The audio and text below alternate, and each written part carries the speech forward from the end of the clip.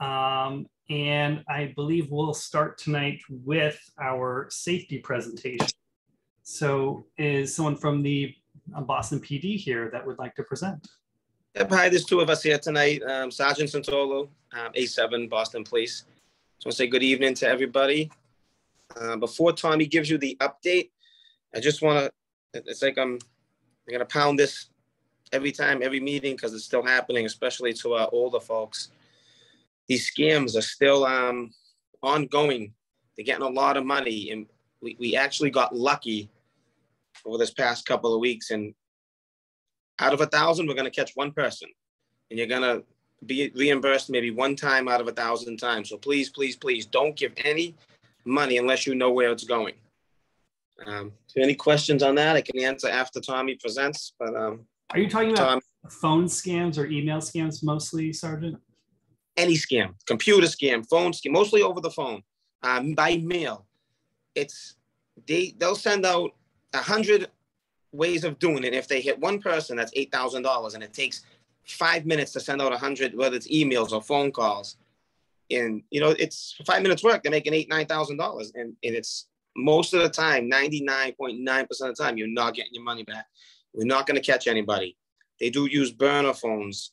This one suspect that we caught was just by happenstance, by luck, that it was getting so easy for them that they were having them mailed to places where we got on the phone with the local PD, and they just happened to find the envelope there, and that we have a suspect. So that's not going to happen a lot, if at all, ever again. So we're going to keep pounding that away. Please don't send any money you don't know where it's going to. And Tommy, you can take over from there, please.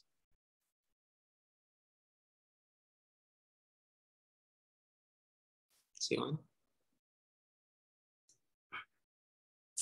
Looking for him. Tommy, you there? He was there. Hold on. I walked down the hall and passed him my phone. All right. Any questions in the meantime about the scams? No question about the scams. There's something in the chat, and probably best if you just, when you have a second, to just take a look at it. Okay, do that. All right, I'm back now. Okay. All right. Yeah, when I do my meetings about the elderly, the first thing I tell them is about the scams. And there's many ways they do it. They're doing it with the gift cards and sending people to Target. So just be careful. And they mostly target the elderly, but we're here. If anybody has any knowledge or anybody getting scammed, please let us know. A couple other things going on in the district. Gas larcenies from the gas stations. We've had 2 in the last couple of weeks. Last week we had one at Lanzilli's. They got a couple of bucks out of there. They just fill up and they take off.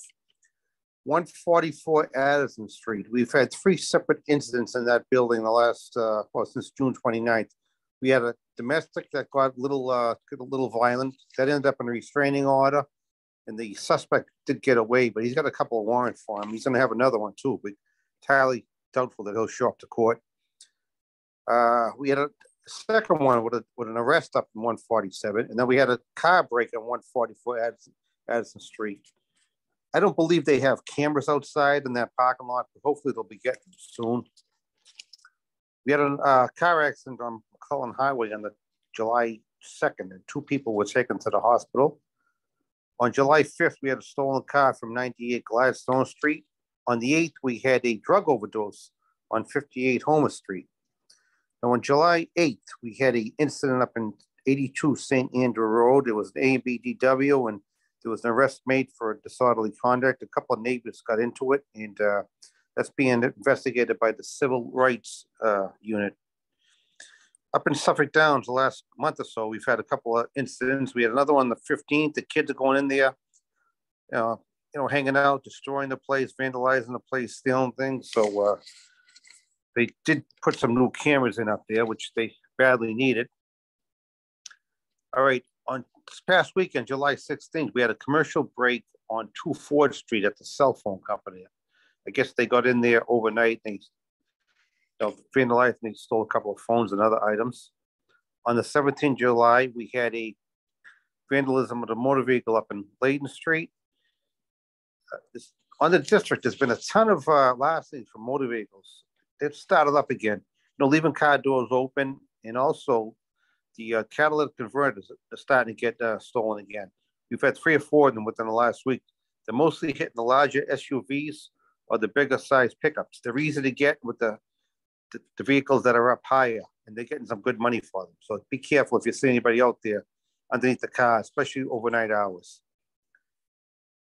And it's about it. Just so far this summer in District 7, it's been very quiet.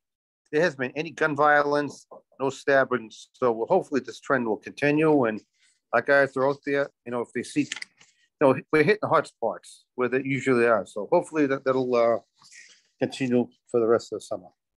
Any more questions for me, Joe? Yeah, there's a couple of questions in the chat. So I'll just, the one, and the first one, and actually relates to me because I live on Layden Street. Someone's asking about, this person says, I take a left turn from Layden Street onto Boardman every morning, and there's an area boxed off there where cars are supposed to leave clear. However, each day it's blocked, and anybody who goes down Layden and tries to do this knows this pretty well. And they're wondering is it possible to have some officers there occasionally to help manage the situation, because I know it can get pretty bad. So I know Captain Bickerton did assign a car down there. I think it was about 3 weeks ago. What happens is we go down there for a week and it looks better, and then we have to move on to the next complaint and the next. So we have so many spots to hit traffic wise that it's not we're forgetting about it. It's just that we have to. So we did do block the box on Layden Street about 3 weeks ago. And then we have to move that traffic out of somewhere else. We're very short-handed, but I will put it back on the up the list if it's still a problem. We know it's an issue. It's just, again, lack of resources right now, but we'll give our best shot to get back up there. Thank you. And I do see also that Donna, you have your hand up. Would you like to ask a question? Yes, thank you. Eric makes an excellent point about coming off of Layden Street, making the left, being an absolutely huge problem. But when the officer was there a couple of weeks ago, what they were doing is they were letting everyone flow from Layden Street through the light, and that was backing Boardman up even further. So I think there needs to be a balance here somewhere. The box needs to be unblocked. However, Boardman traffic needs to flow. So there needs to be a balance. What the officer was doing was not functioning properly. Okay, thanks, Donna. But can you tell me again what he was doing so I can just correct it? He was letting all of the traffic flow off of Layden Street and stopping Boardman. Okay, yeah, no, that's not the answer. Okay, I will talk to, I'm in tomorrow and I will talk to the day supervisor. I'll be at roll call and whoever we send up there, that's doesn't even make sense. We'll take care of that. Thank you very much. You're welcome. Thank you, Donna.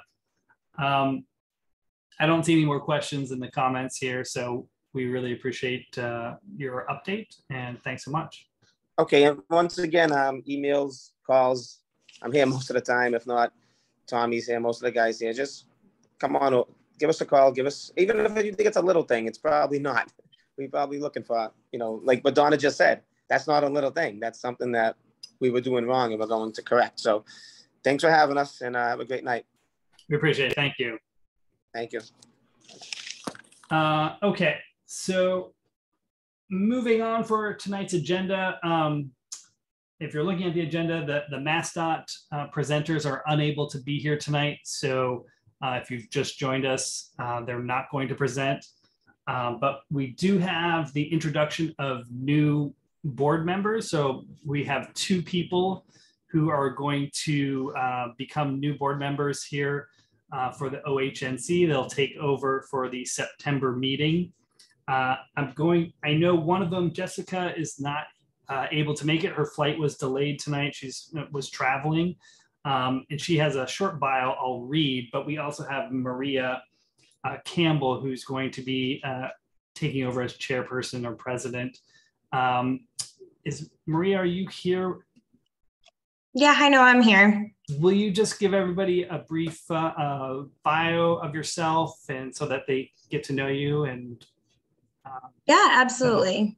Sure. Hi, everyone. I'm Maria Campbell-Lewis. My husband and I bought a house on Waldemar about a year ago, but I've been a resident of East Boston for about 6 years prior to that. I was down in Eagle Hill, but now obviously in Orient Heights, and wanted to get involved in the community. Had a few discussions with Noah to see what would be a good fit. I know that there's a vacancy on the board, and that you need someone to run these meetings. I am a healthcare consultant in my day job, so I'm very familiar with running stakeholder meetings. So happy to give back to the community and contribute in this way. Awesome. Thank you so very much. We're excited to have you. And for those who are just showing, we'll have a vote to install the new board, and I will post the online voting form here at the end of the meeting. We also have joining Maria, Jessica Maposa, and hold up, she had sent me a bio. I just want to make sure I read it correctly for everybody here. Jessica's been a resident of East Boston for 3 years, and has been in Orient Heights for about 1 year. She works as a customer success manager at Fairwinds, which is a Boston tech company. She says outside of work, you can find her doing CrossFit at Jeffries Point, at the Eastie Fit there, or volunteering as an election worker and a newly appointed warden for the city of Boston's election department. And she enjoys eating at the local restaurants around here. She graduated from Amherst in 2017, double majoring in law, jurisprudence, and social thought and architectural studies, and is looking forward to working with you all. So Maria is going to be joining as the chairperson, and Jessica will be joining as the vice chairperson to continue the OHNC meetings for next year. For the next 2 years is the tenure. So wanted to introduce those people, and then for the good of the organization, we will have a vote to install them at the end of the meeting. I just want to give a moment for any questions that anybody may have. I don't see any hands raised or anything in the comments yet. I'll give you guys maybe 10 more seconds here. Otherwise, we will move to our development presentation, which is also a vote this evening. I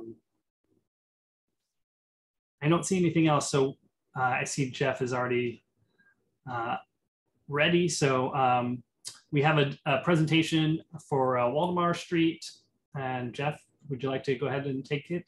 Sure, thanks. Thanks everyone for having us back. I'm just going to pull up my screen. Bear with me for 1 minute. And I will put this in full screen. Okay, you can see that okay? Yep, we see it. Okay, great. Again, thanks for having us back. I know many of you have seen 1 or 2 of the iterations or more, either through our butter meetings or through the OHNC zoning subcommittee meeting or at the full group. We have been here multiple times and have modified the project to what you see today. My name's Jeff Drago with Drago & Toscano. We're a zoning and development and permitting law firm, and we represent Josh and Ricky Crespo, who are 2 local developers who you've seen on some other projects and have met them. We also have Eric Zackerson, who I'm going to turn this over to in a bit to go over his plans. And what you're seeing in this rendering are 3 separate 3-unit condominium buildings. So for a total of 9 units, but they are separate buildings. They have 1-for-1 parking. But I just want to take a minute to sort of go over sort of the modifications that we've made through this process. I know we're on for a vote tonight, so I think it's important. When we first started, Our original concept was 3 5-unit buildings. We also had affordability that was going to be involved with that as well. And listening to the community, we scaled back the height. We increased our rear setback, but more importantly, we cut down to 4-unit buildings. We then modified again and brought it down to 3 3s. And just to point out, the building right here to the left of us is a 3-unit building. I know this is a 1F district, but there is a mix of different housing stock. Apartment complex directly across from us at 75 Waldemar. There's at 90 Waldemar, which is a few houses down across the street. There is a 3-family dwelling at 16 Waldemar. There's a 30-unit building. 75 has got 16, 5 Waldemar's got 6, and then there's a number of ones to the right of us. And as you go down the street, and then in Faywood, we've got 2s behind us, we've got some 1s, and then a number of 3s. So within a 300-foot radius, there is precedent for multifamily in the area that are even bigger than the buildings that we're proposing. So, but we do have 3,800 square foot lots. We've got 3 of them. The buildings that are there now, I would argue just, although they are small 1-families, they don't, even if someone was to come and build 1-family houses, these are way below what the FAR is for most of the buildings in the area or the height. So, and so as we kept going through this process, we tried to take as much as the feedback that we could. So we have a 1-for-1 parking ratio on this project, which is more than even the BPDA is recommending. We've got almost a 40-foot setback in the rear with parking and green space over in the back to separate our buildings from our rear abutters. We've reduced our FAR to from 1.53 to 1.0, and that is a pretty low FAR as compared to our lot size. And then we brought our height down to the allowable 35 feet, which we don't need a height variance anymore and meets the code requirement. We also have a large amount of open space because of our rear setback, because we have patios on the building. So we did try to have as much outdoor and private space for the residents and owners of the building. So again, that's our group. The proposal I just went over, these are all going to be proposed condominiums. So these would be for sale home ownership. Our lot sizes are 3,800 square feet in size each. This is just the BPDA map. So you can see the red highlighted area are the 3 separate lots that have the existing smaller structures on them that would be raised to build these buildings. We would also be restoring some curb cuts because there's all this front yard parking, which is something that the BPDA as well as the zoning board frowns upon and no longer allows. So we would be restoring some of those curbs. We would keep 2, but the parking would be underground and submerged, so not visible. Again, these are just other large precedent buildings at 16, 75, and 5, but then there's a number of 3s, 1 being right next to us, 1 at 90. These are 1s to the right of us. Suffolk Downs is directly across the street. That is our direct view, which is going to be infilled with building. These are the existing conditions. So you can see the size of these front yard curb cuts, which take up all of the front space. Part of that would be restored and it would only leave 2 curb cuts. 1 that would be the access for the ingress and the egress for the 3 buildings. And this is just sort of the height. So you can see the 35-foot heights of the buildings, and Eric really tried to, even though they're similar in size, to really make some distinctions on the character of the buildings as well. Again, this is our zoning chart. So this building would require zoning relief. It is a 1F district, so we would be required to go for a variance for 3 family units. Our lot size is 3,800 square feet, and what's required is 4,000. So we would need a lot size variance. Our FAR is 1, and what's allowed is 0.5, but we did bring that down from 1.53. Our height now meets the required 35 feet. Our front yard to keep the buildings modal would require a variance, but that's going to fit. You're going to want that because it gives us our rear yard setback, and all these buildings would line up. We are now over what's required for our rear setback, which is 35 feet. We're at 39 feet, 6 inches. And we also meet the parking requirement, which is 1 for 1. And this would require iPod relief just because of the amount of gross square footage that we're adding on. All of these units are 2-bedroom, 2-bath, and they have decks. So these are all similar layouts in size. I'd like to turn it over to Eric to go over his floor plans. If Eric's there, and Eric, you can just let me know when you want me to change the slide. Sure, Jeff, thank you. So for orientation, this is showing the 3 lots and the 3 buildings all at once, which I think is kind of how we have to think of the project. Waldemar is along the right side of the drawing. And what you see is the 3 buildings have 2 driveways. The 2 lower buildings here would share a driveway to reduce curb cuts and to kind of optimize on the space being used. So you would enter off of, if you're in a car, you would enter off of Waldemar, drive in. On the lower driveway, there would be 6 garage spaces at the rear of the property. In the second one, the more upper driveway, you would drive to the rear, and there'd be 3 garage spaces at the back. For those of you all familiar with Waldemar, it's so steep that the majority of the garage space here is going to be underground. Even though this is a flat driveway, by the time you get to behind that first floor unit, that first 2-bed, 2-bath on the first floor, by the time you get past that, there will be it'll be mostly underground. So I kind of wanted to explain that because that's, I think, the hardest thing for a lot of people to get their minds around. Although, like I said, most of you, if not all of you, are very familiar with how steep Waldemar can be as you go up.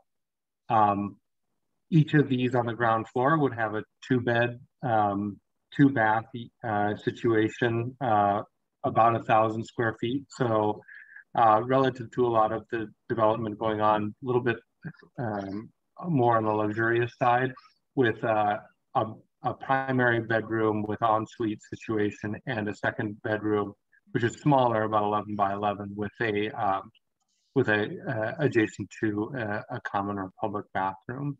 But that's basically what this drawing is doing, and that'll tell you a lot of what's going on the next floors. Do you have a slide of that? Yeah, here we go. So you see that the second floor units are a little bit bigger. They're in the 1,200 square foot range. Part of that is they extend a little bit over the roof of the garage, and then and that gets you to the bigger but still 2-bedroom, 2-bath units with a primary bedroom suite and a second bedroom with a bathroom. And in this drawing, you can see the green area is how we intend to have the rear yard. There would be a lot of trees and greenery along the rear of the property. There'll be an open space opening to the driveway below, but the cars will be within garages. And you can see that big 39'6" number towards the top of the page. That's the distance from the property line to the rear wall of our house, of the building, above the garage. The garage, like I said, would be below grade. Next slide. So and this, I think this helps kind of accentuate it too. You see how the front of the building is 3 stories with a peaked gable roof, and the rear of the building actually reads as 2 stories with a peaked gabled roof because of the slope of the site. One of the advantages of this site is that we can have that kind of more traditional gable roof without it feeling very high above the ground. And then with all three of them, I think the next slide will show the other elevations, but with all three of them, we felt like it was really important to not just bang out three identical buildings, but to make them feel more like unique projects that may function similarly and their interiors may be very similar, but each of them is a uniquely designed building. Next slide.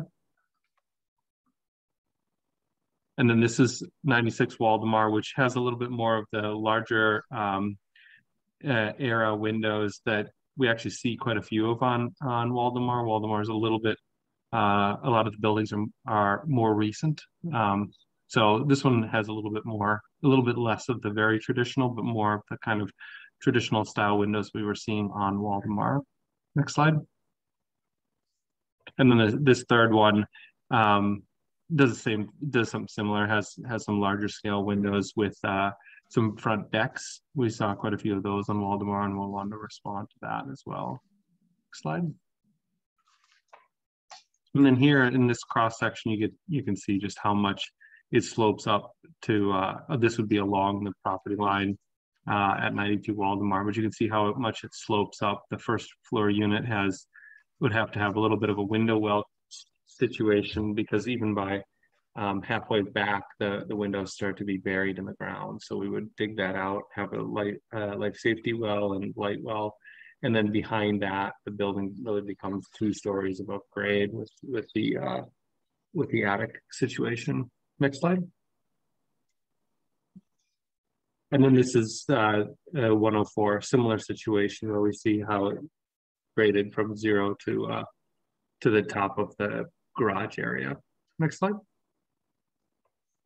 This is a drawing that we were asked for. We had done a similar one for our project just a couple of doors down, and I really wanted to accentuate just how much drop off there is from Faywood Street to Waldemar Ave, and how really, even though the front of the building is 35 feet on Waldemar Ave, the building is for the most part below the first floor, finished floor at Faywood Street. And you can see that on the right is 91 Faywood. We took a bunch of photos and scaled it so we could get an idea of that. We had the civil engineer provide us with topography, and we crossed it against the city's GIS. And as you can see from Faywood, it starts to drop off in our neighbor's rear yard. And then beyond that, it drops off quite a bit in our rear yard, so that this 3-ish story tall building is really, except for the peak of the building, is really below the first floor of homes on Faywood. So we really shouldn't impact their view much. We're definitely below any trees that they would have on their property, and probably below the trees that we would have on their property. So I know there's been a ton of questions about privacy, which is why we've reduced the size of the building and pulled it back from the rear yard. And we think we've done a really good job of getting away from the rear neighbors. As Jeff mentioned, we no longer require a rear yard variance, I don't believe. And we are 39'6" from our property line. And we believe that some of the properties on Faywood are similarly, in the 40-ish feet from their property line. So it should create a good sized gap for those people who are concerned about that. Next slide. Yeah. Sorry. Next slide. And then these are a couple of renderings we put together to show how the 3 buildings would sit on the street on Waldemar. I think that would conclude the presentation, and Eric and I can answer any questions developers that folks have. So we'll do questions. If you'd like to ask a question, you can certainly raise your hand and we'll recognize you and you can speak. There are a few questions here in the chat, so I'll go ahead and try and ask them. So Gail's asking, Jeff, saying these these will dwarf neighboring homes. Do you have something that shows the size of this with the neighboring homes? Yep, this slide right here. Yep. I mean, yeah, This that's what this slide slide here. is intended to do. So if you look at the building to the left, this is actually a 3-family, and I know folks have said this is a 1-family district, but the building to the left of us, because it is an elevated 3-family, as you can see, all of this area of staircase, the building's raised, so we're similar in height. We are smaller, we are much larger than the building to the right of us, but you know, we're also well below, because of the grade, the buildings in the back of us, and there's an apartment complex diagonal, there's larger 1-family, so I'm not really seeing, especially where the houses in this area are set high on this side on the hill, into the hill, many of them. It's just a different style look. It has a peaked roof, but we're not dwarfing, and we're meeting the city's height requirement. So we're at 35 feet, which isn't something that we set, but something that the city sets. And then, you know, as you start to go down the street, there's that empty space of Suffolk Downs across from us. And then you get into bigger buildings on either end. So I would say, no, we're not dwarfing. We are larger than the building to the right of us, but that's much smaller than the 35 height that they could be at. So we're the same height as this building on the left. And so I'm kind of jumping here because I think it's just relevant, but Sean was saying, can we see the sketches of the front elevations again? I thought Jeff said they don't need a height variance as they were 35 feet, Correct. but the sketch showed 39 feet. No, that's the peak. Yeah, that's the peak. The zoning measurement is actually to the midpoint of a sloped roof. And so these are all designed so that the midpoint of the sloped roof would be at 35, while the peak would be at 39.7, 39.5, something. Yeah, they vary a little bit, but the sloped portion of the roof would all be at 35 feet, or the midpoint of the slope as zoning. That is what the Inspectional Services Department calls the height. It's the middle of the peak, not the point. Yeah. In fact, I don't think well, no, that's not true. We were cited for a variance, and earlier in one of these meetings agreed to come down to a point where we wouldn't. Originally, we were at 42 feet, and then over time, we worked that down to where we are now.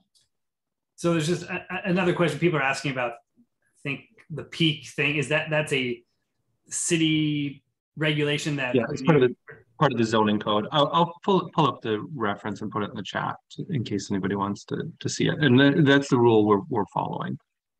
Okay. Okay. And I'm going to go back here then. Give me a second. I'm trying to read through these. Mm-hmm. Okay, so I see from Ben, are any of the larger units on Waldemar approved after the zoning changes? Are they not all from the 50s or earlier?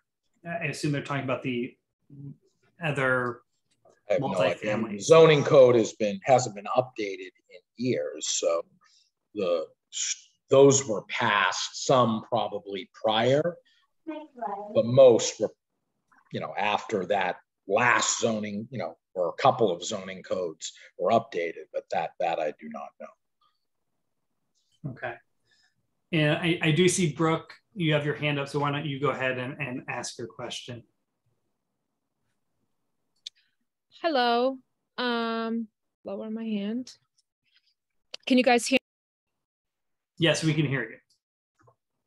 Sorry, I've got the AC blaring, so I don't know if it's causing any background noise. So I am in a abutter to this project, which proposes to demolish 3 existing 1-family homes for 3 non-compliant 3-unit residential condominium buildings. This project has been strongly opposed by all of the abutters. These buildings, as we saw in tonight's presentation, occupy almost the entire parcel of land. They are set too close to the property lines side by side at 108 and at, I think, 90 or 88 Waldemar. These lots are very small and are designed for one family construction. This proposal does not conform to neither the code nor to the existing surroundings. We hope that the folks on this meeting will join the abutters in voting against this proposal. Thank you, Brooke. Yeah, just to point out about lot coverage. So we've got a almost 4 inches shy of a 40-foot setback. So in no way are we taking up the majority of the lot or filling in it. Let me finish. I let you speak. So we have a 40-foot setback, which we comply with. We now meet the height regulation of the city of Boston. We are at an FAR that is slightly over, but at 1.0 on a 3,800 square foot lot. That's hardly filling up the lot, especially when there's other lots similar situated to ours where our house lies.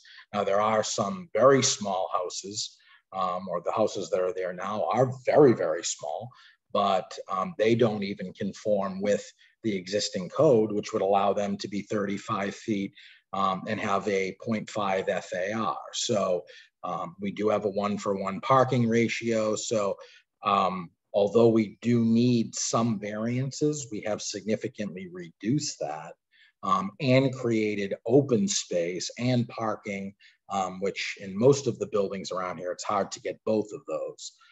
The buildings that are there now, many of them have front yard parking. They have complete hot top in the front. We are restoring a couple of the curb cuts as well, so that will create additional on-street parking as well. May I respond? Sure. So the claim of the 40-foot setback, it was voiced today by Eric that, you know, there will be the roof of the garage back there, that the garage will be mostly underground. So I don't see how the code permits anything of an exposed roof of a first level structure to count towards the rear yardage.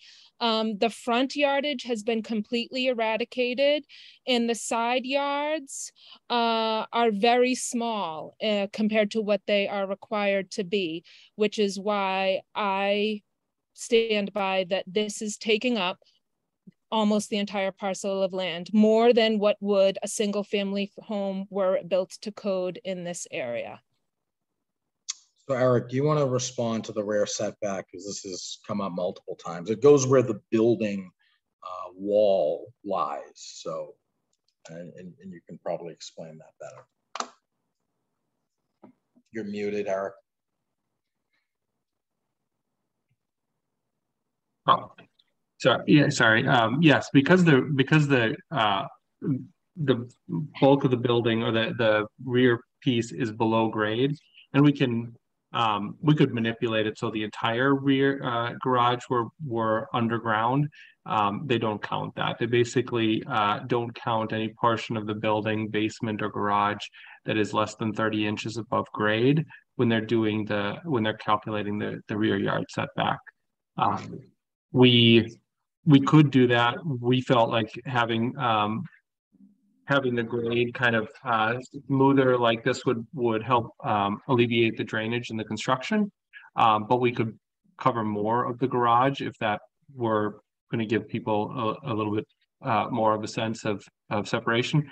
But again, we're quite a few feet down. I believe we are about 15 to 20 feet below our neighbor's rear yard property line. So they would have to stand at the edge of their property and look straight down to see the roof of the garage. And if that were offensive, we could look at ways of covering that.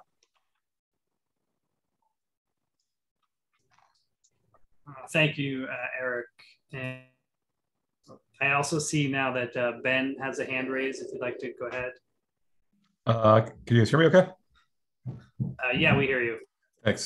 So again, I'm one of the abutters as well to this project, and I just think the project is too large for the lots. This is not a one-off project. Again, this is something that we continue to see time and time again. We had to have fight recently on Faywood to have one overturned, which is a complicated process.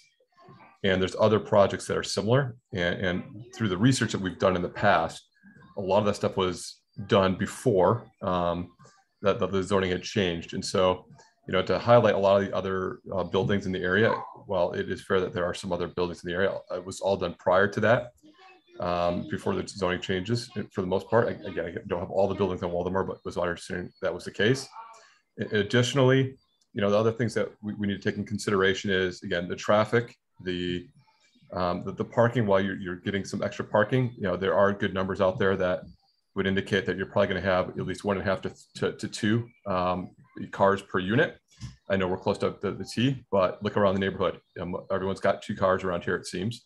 So there is going to be a parking issue. And then it goes back to also schools and everything else of, how much density are there in these projects, and how are the schools going to continue to support this stuff? So I just want to, say I'm opposed to the project, and part of the abutters that are opposed. Thank you.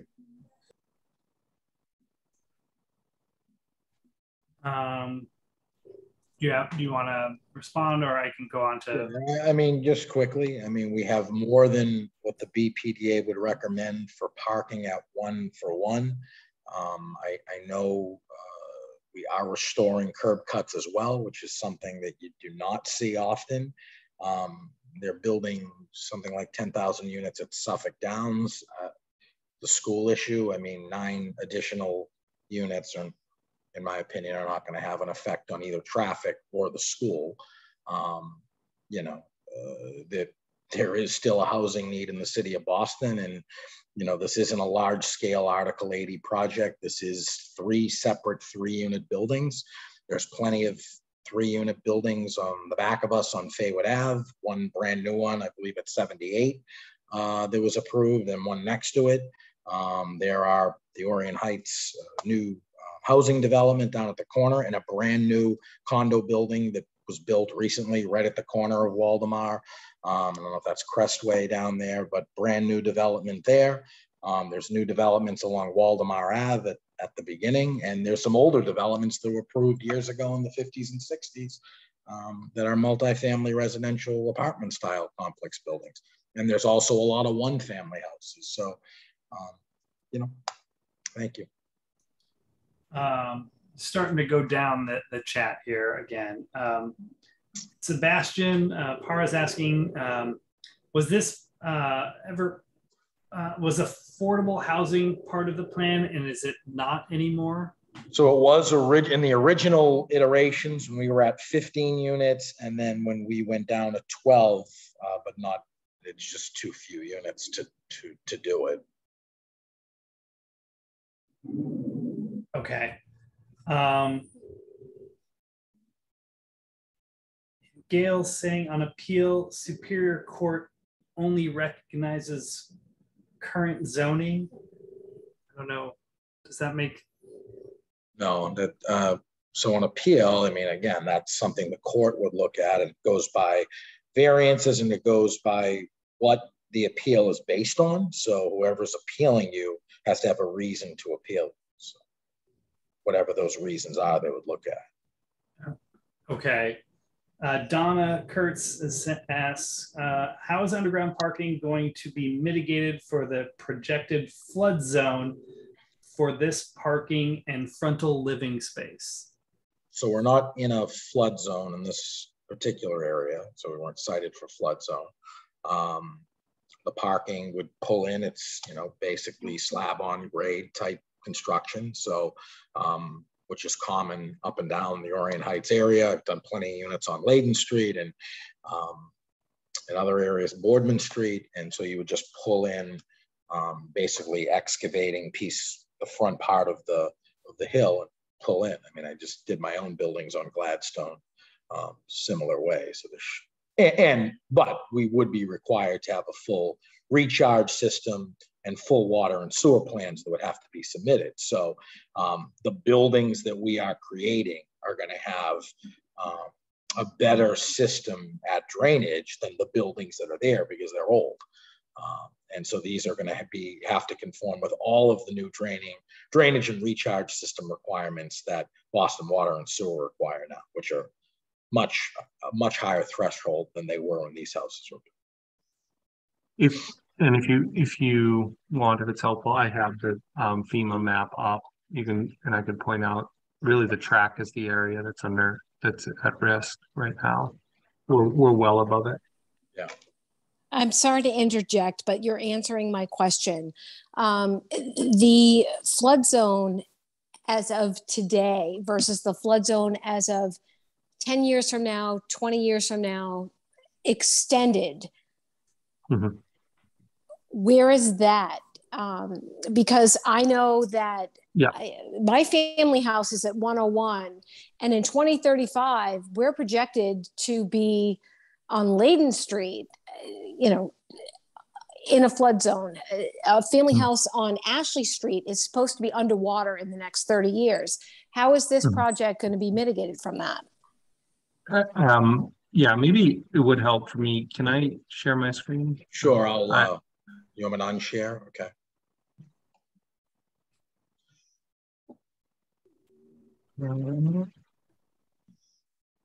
This is from the FEMA flood maps, and I think you're absolutely right. You're talking about some of these areas right over here, where that zone is AE10 and will be in very high risk in the future.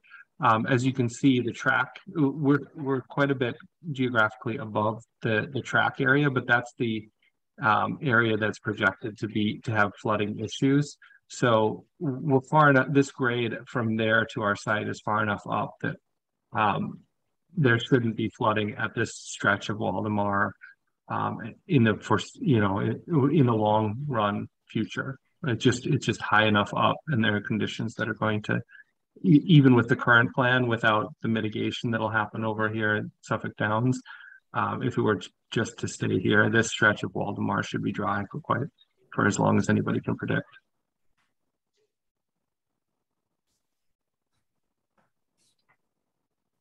And if it's okay, since I have the room with my previous question, I'm going to ask a question that was further down in the chat. ZBA isn't listening to residents. That's the only reason that large scale projects have been approved. I'd like to know your response to that. I would personally disagree. I think Jeff would. If that were the case, we would have just taken the 15-unit project that we had started with and gone to the ZBA. There was quite a bit of pushback on that, and in particular in the rear yard. And so we always seek to work with the neighbors in ways that we can to make the project more palatable. No, I do appreciate the fact that you guys have scaled your project down. I do appreciate that. But the fact is, the residents are screaming every meeting, we don't want this. And every meeting, we are presented with projects that are bringing us more congestion, more things that are not in the scope of the neighborhood. And again, I have to say, I do appreciate the fact that you have scaled it down, but the fact is that we are zoned for one family.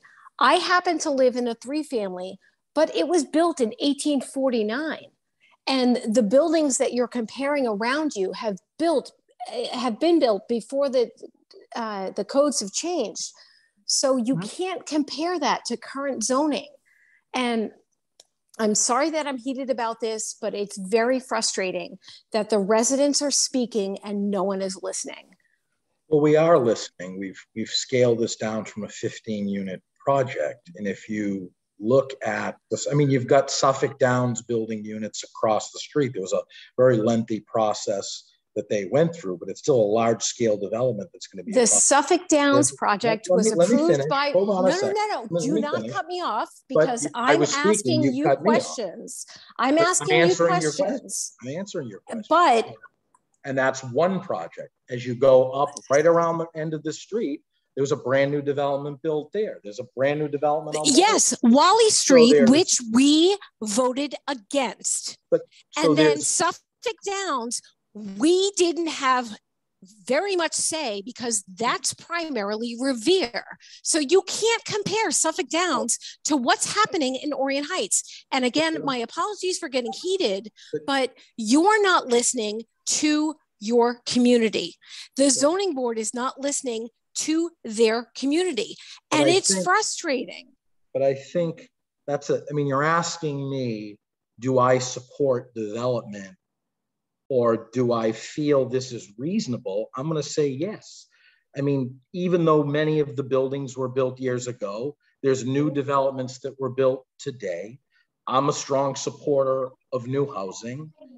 And I don't know how to answer that question any other way. Why is the zone? I mean, I can tell you that the zoning board does deny projects as it sees fit, but when the board makes a decision, it weighs in neighbors, it weighs in the context of the area. It looks at the BPDA recommendations. It takes the elected official recommendations. It puts that all together. And then that board makes an independent vote.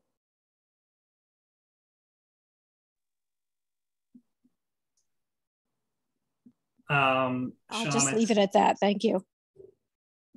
Sean, I see your hands up. Why don't you go ahead? Sure.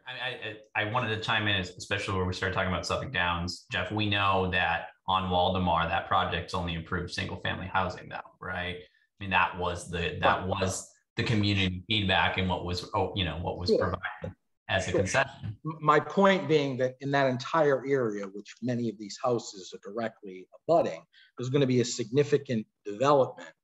When someone says things like, we're going to have traffic and congestion, this is a 9-unit project. There's large scale development going right there, which is right across the street from us, even though that's the single family side. Right behind that, it gets larger and larger. My opinion is this is not going to have an effect on parking to the degree that it's been mentioned. School systems being clogged. It was mentioned that safety vehicles or fire vehicles might not be able to come down the street. I mean, these are three family homes in an area that has a mix of housing stock. Jeff, you can pull up go back to the slideshow, because there's a shot down Waldemar that I think is something I wanted to comment on. I'm sorry? There's a picture. If you pull up your presentation, I obviously don't know which slide it is, but it's a picture of shooting like down Waldemar Ave. Okay, I took it down. I have to go back out again and share it. I mean, yeah, there's a mix of housing stock on Waldemar. I mean, yes, there's a majority of one families. There's twos. There's threes. There's a 3 right next to us. There's 1s right across the street. There's an apartment complex. So, I mean.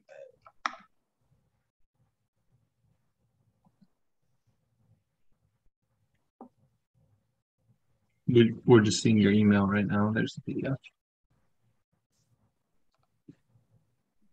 Keep going. That one. So, because I think this is to your point, you just said that there's a concern about the parking, and this is one of my concerns as you restore these curb cuts. You can see how far out this truck is parked, and then if there's a car on the other side of the street, as that Audi is on the right hand side, it becomes very narrow. It makes the street almost a one-way in terms of fitting 2 vehicles down with traffic. And I don't think there's a plan to make the street any wider as part of that project or Suffolk Downs. So this is a major, it's a major artery. It's a snow artery. You're not allowed to park here during snowstorms, but during day-to-day, this street is very narrow to have street parking. And I know that's part of the plan is to add more street parking where currently it's not being used by any of these houses. I mean, that's how most of the streets are. Layden's a narrow street and Gladstone's a narrow street. I would say that most people, but they would see a benefit to putting 2 parking spots. If someone's going to say we don't have enough parking, we have to answer that by saying we are restoring more parking. If you're saying then there shouldn't be any parking, well, that's a city issue. Well, I think it's the point of the safety concern of having the street, you know, being so narrow and having cars on potentially both sides of the street. Because I still think that's you know, probable. I think if you have 3 2-bedroom units and they have 2 cars each, there's even with an additional spot added by restoring the curb cut and a spot out back, there's not enough parking for 2 spots for each one of these units. I would disagree, being near a T station and seeing the new developments, that folks that are moving into these buildings don't even meet the required parking that's there, let alone additional spots. Some do, some don't, but you know. But what they need and what we're going to be living with, I think, are 2 different things, and I think that's the concern of the community. But meaning that the new buildings that we're building, we're finding that folks aren't using all the parking on site. They don't have cars like they used to. They're using ride share, similar to other areas. Same thing's happening in South Boston and the North End and downtown. But there's no covenant, or there's not going to be anything as part of the condo association to prevent people living there to have 2 cars if they wanted to. Of course not. No, absolutely. You're right. So, right. And so, you know, that. But I can tell you, we don't need a parking variance. So we are above the threshold requirement that the city has. And we are adding additional curb cuts. I can't answer that any more than that we meet the code. We have 1-for-1 parking. And additionally, we're adding spots to the street. Right. But like at where I am at 108 of Waldemar, that doesn't help me if when I come home, I don't have a spot in front of my house if I, you know, needed one because the people next door are using it. So, you know, that's the concern, I think, in terms of the current parking situation.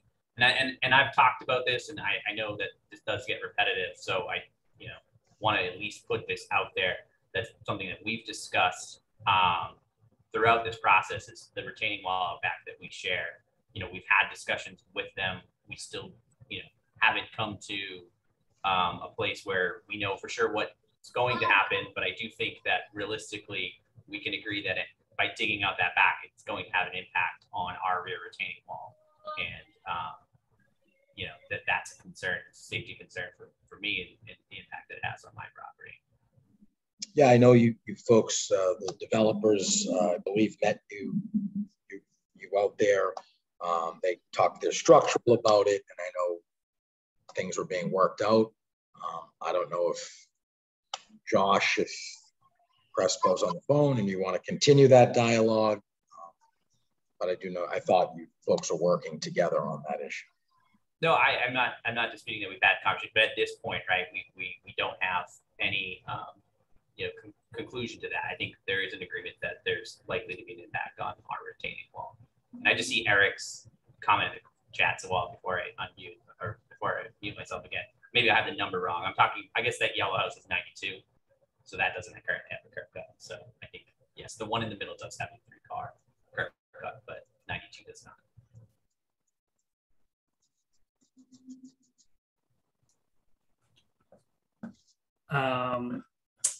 And I know there's lots of comments or questions in the comments. We will get to them. I just want to get to people who have their hands up. So please, everybody, be patient. Diane, would you like to go ahead and unmute? Hi, good evening. You know, I've said this a gazillion times because I've attended, you know, numerous meetings with Suffolk Downs. So, I mean, we all agreed, and they agreed, that they would stick with putting 1 families across the street instead of ginormous structures. So, I mean, I don't understand. There's not one benefit to us that live here, and I've lived here for 61 years, to put anything but a 1 family. You know, and then on one of the slides, you showed 116 as a newer building. That house is still also dilapidated, and we are fighting that one also. So there's no benefit to us. So why would we want more parking? This street is like a dragway. I mean, the city should be ashamed of themselves, because I can't even tell you how many people have gotten killed in my lifetime on the street. So I just don't see any benefit. And, you know, we have this huge project across the street, and they agreed you know, because the neighborhoods, we pay taxes, we've lived here, most people have lived here a gazillion years, to, you know, let us live healthy and happy instead of, you know, all this congestion. So I just wanted to make that comment.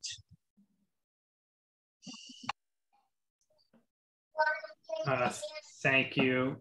And Gail, I see your hands up, so why don't you go ahead and unmute?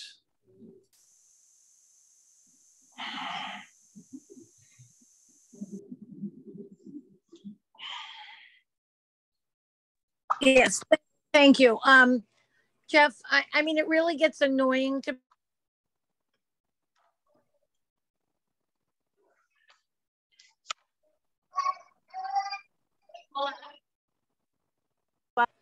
you know,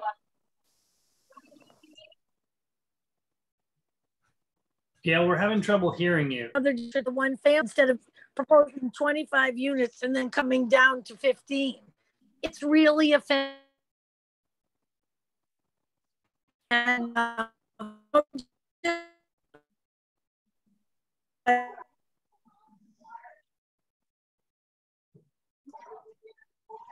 Gail, we can't hear your comments. Maybe if you put them in the chat, I will try and get to all of them, but we just can't hear what you're saying right now. I'm going to go ahead and go back to the chat here. Give me a second. I know there's a lot of comments in here.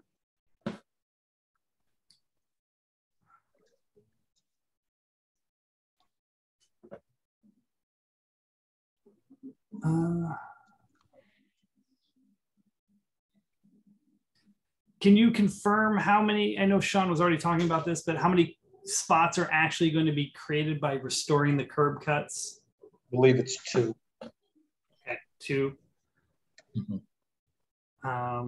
Okay. Gail, you're going to try again. We'll try one more time, Gail. Go ahead.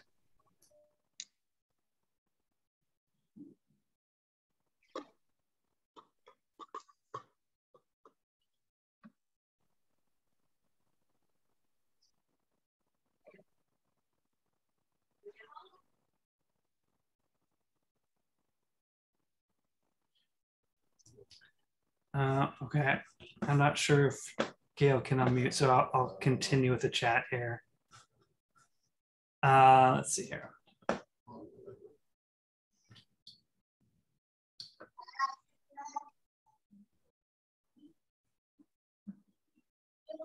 okay, I'm here. I'm sorry. I didn't realize I was. Okay, go ahead, Gail. Yeah, I just want to say we're really tired as neighbors and abutters and those of us that want to preserve the integrity of our zoning. It's really offensive when developers come in and say, well, we want 25, but we reduced it to 15. We're tired of that game, Jeff, with you and other developers in the community that have been able to ramrod and railroad through all of these large scale developments. We're one family. If they want to make some money, if they really want to enhance the neighborhood, build 3 one families and don't have these exorbitant, you know, McMansions in place, and just keep within the zoning code. That's all people are asking. So that's all I like to say. Do you guys want to respond to that? Yeah, I'll just respond again. The building to the left of us is a 3. So if we went by, the right's a 1, I understand, but there is a 3 right next to us, or I wouldn't consider 3s exorbitant, but I respect Gail's comment. I see Patricia is asking what materials will be going on the outside. Do you guys know? Eric, you want to? Yeah, at a minimum, it would be cement fiberboard, kind of the long-term durable hardy panel type product. There will be some areas that'll be accent panels, likely cedar. Seems to be very popular with the new buyers, but we are very open to suggestions. We know that there are quite a few different materials at use on the street, and we're I like to try and work with what's around, but also what people would like to see as kind of their vision for the future of their street. So currently we're planning on cement fiberboard, but if there were other suggestions, we'd welcome them. And I've seen in the comments also, Sebastian's brought up a couple times, but he says, you mentioned looking at BPDA recommendations. I would like to point out that BPDA recommends affordable housing for any projects in the city. And just can you reiterate that how you started with? No. So the BPDA has an affordable requirement of if you're 10 units, once you go over 10 units or more, you're at 13%. So we were at 15 units, we're at 13% of 15. When we went down to 12, we were still at 13%, but at 9, you know, 1, it's not a requirement, but 2, the numbers got a lot tighter considering the work that has to be done to make this a feasible condominium project. Okay, I see there's some conversation going on about the curb cuts. I'm not gonna.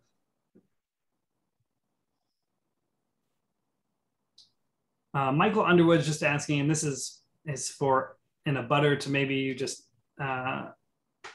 give an opinion. Would a reduction to 2-unit structures be more acceptable to the abutters? If any abutter would like to speak. I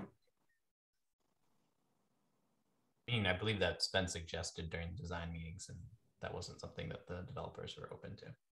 I mean, we didn't hear that. We heard lower it. We only want 1s primarily. I mean, we heard a few people say, you know, make 2s, but I mean, that might've been 1 or maybe 2 people, but everyone else said just do 1s or leave the buildings the way, the size that they are.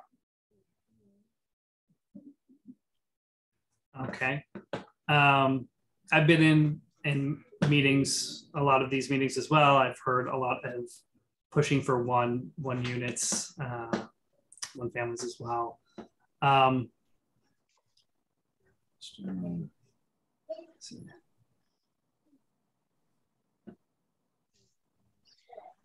Let's see. All right, basically going through everything else. So I think we're sort of bringing up some of the same things that have happened, same questions and comments that have happened through the design review committee meetings. And just to be fair to the project, it's gone to 3 design review committee meetings before appearing here for a vote. So a lot of the comments I'm seeing are going over the same things that we've discussed in those meetings. I want to thank everybody for their comments. I understand the concerns. I understand that these everybody has strong feelings about these projects. So I appreciate everybody being kind to each other and the discussion about this, and everybody bring up their opinions, and for the project being presented tonight. I think we'll sort of end it there. I think everybody understands the gist of the project here. I will go ahead and put the voting link into the chat in just a moment. But before I do that, a reminder to sign in. I know the sign-in sheet has just been reposted into the chat. So in order to be eligible for voting today, please make sure you sign in and go ahead and do that. The voting again will be for this project as well as for installing the new board. So those are 2 important votes. Lastly, just a reminder, we do not have meetings in August, neither the design review committee meeting or the regular OHNC meetings. We do not have a meeting in August. Our next design review committee meeting will be Thursday, September 1st. And then our next OHNC meeting will be Monday, September 19th. So I'm going to go ahead and put the voting into the chat here, and I'll keep the meeting on for a few more minutes to make sure everybody gets a chance to vote and to answer any additional questions. Thank you everybody for presenting and for participating in today's meeting. I really appreciate it, and have a pleasant evening. Thank you. Thanks everyone. Thank you.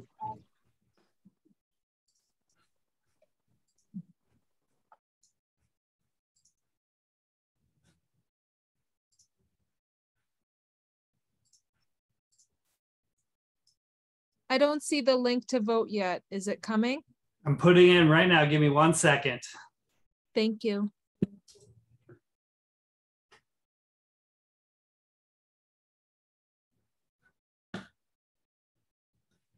The link to voting should be in there now.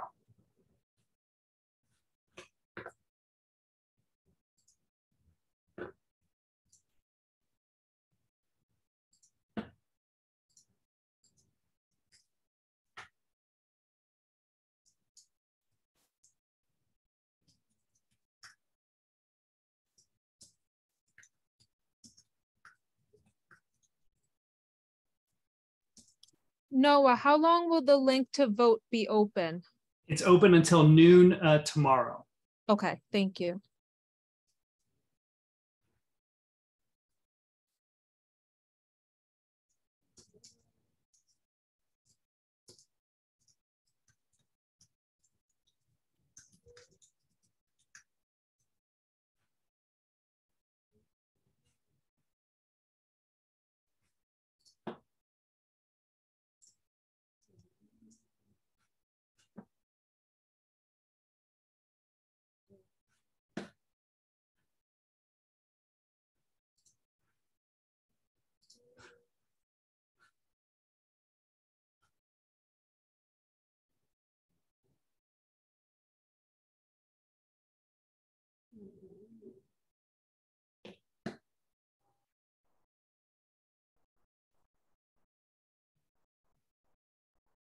I'm all set. Thank you, Noah. Good night, everybody. Thank you. Have a pleasant evening.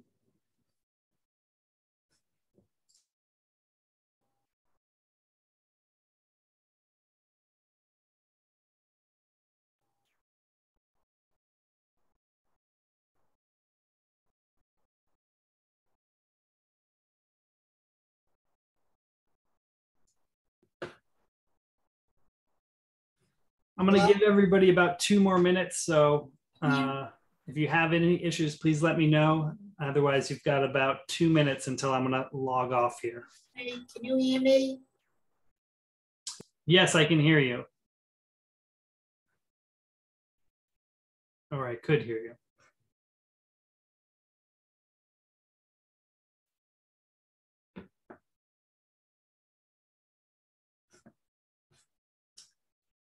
Patricia, I can't, it looks like you're muted. I can't hear you right now.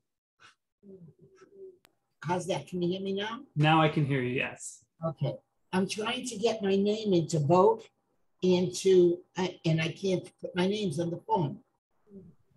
Every time I hit it, I can't write my name in. I got nays because I put nays in, but I can't put my name in and I want my vote to be in there. I'm not sure why that's not working. I'll try it while you're on here. Can you hear me? You're also, if you'd like to, you can just email me your vote and I will make sure it gets counted. Okay, give me your email address. It's orientheightsnc@gmail.com. Oh.